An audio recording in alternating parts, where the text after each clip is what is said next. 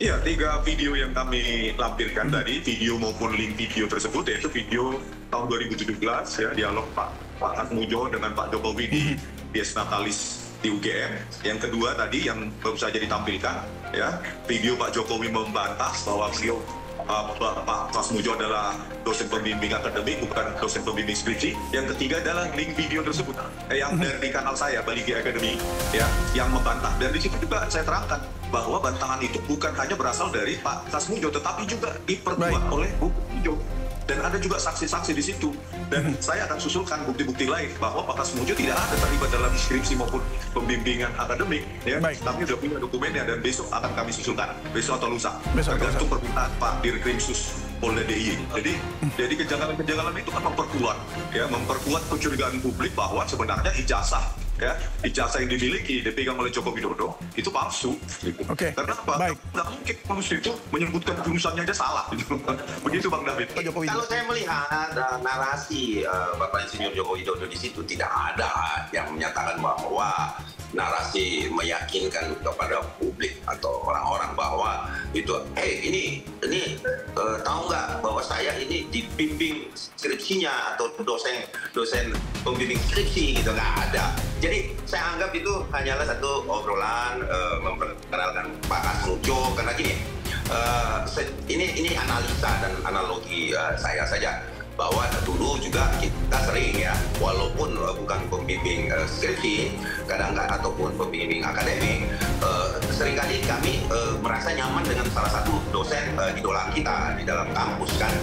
Seringkali kita mengidolakan beliau dan sangat dekat mungkin atau ada hubungan yang bagus dan dia sering memberikan masukan-masukan terhadap penyusunan skripsi. Jadi tidak harus pembimbing skripsi ya yang kita dekati untuk bisa menyusun satu skripsi, karena skripsi biasanya kita juga konsultasi kepada dosen-dosen yang kita merasa comfort dengan dosen tersebut kan.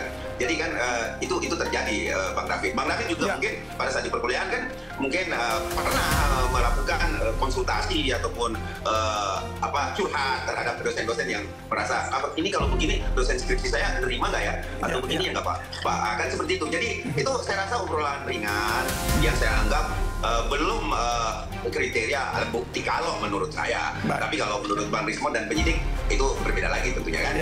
Ya itu kan persepsinya Bang Ade aja gitu. Kemarin juga ada pembelaan bahwa ada di sebuah tayangan televisi Bang Ade mengatakan bahwa lembar pengesahan skripsi ada di belakang gitu kan, ternyata tidak ada di belakang atau jatuh atau gimana kan. Pada tanggal 15 April ya, pertemuan 15 April 2025, Wakil Rektor UGM sendiri pun ya di depan saya mengatakan bahwa tidak ada lembar pengesahan skripsi terkait tanda tangan dosen penguji itu di skripsi Joko Widodo. Jadi memang tidak ada.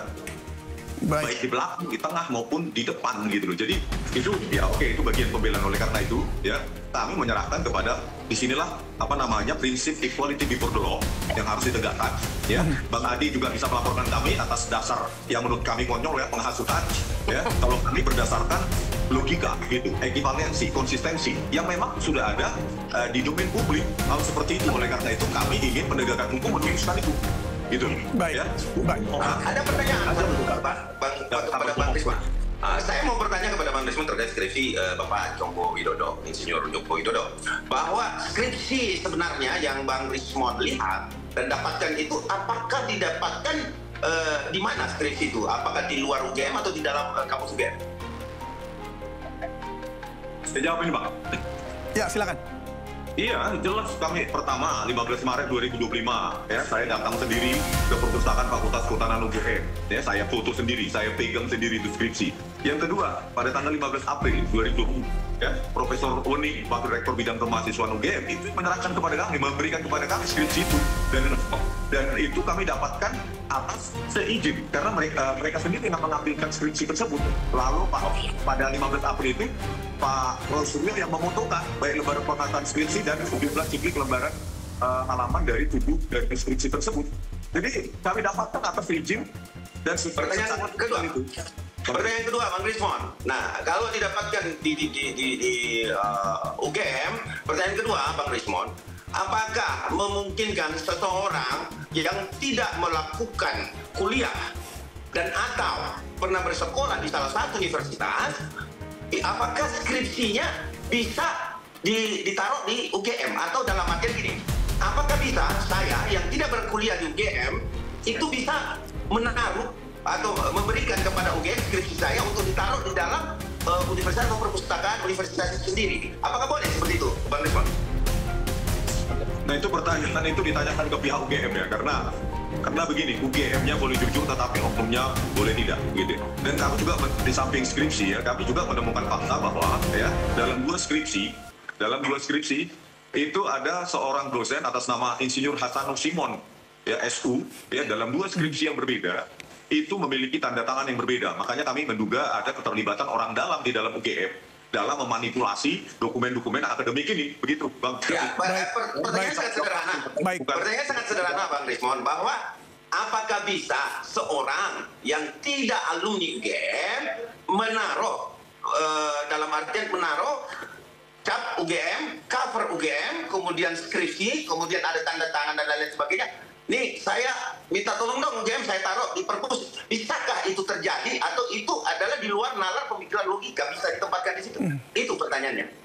Lembaran negara aja bisa diubah, konstitusi bisa diubah. Ini Pak Ade ini kayak kurang jauh mainnya ya. Itu bukan. Saya bukan alumni UGM. Saya bertanya kepada Bang Rismon. Bolehkah itu dilakukan, Bang Rismon? Gitu loh. Apakah boleh?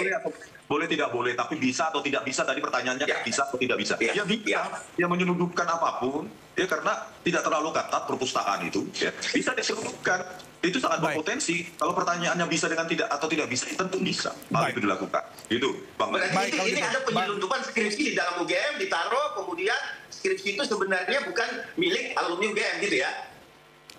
Ya, Abang kan tadi bertanya bisa atau tidak, ya tentu bisa, sangat berpotensi. Baik, jawabannya tadi baik. Apa yang membuat itu tidak bisa, coba? Baik, tadi jawabannya sudah.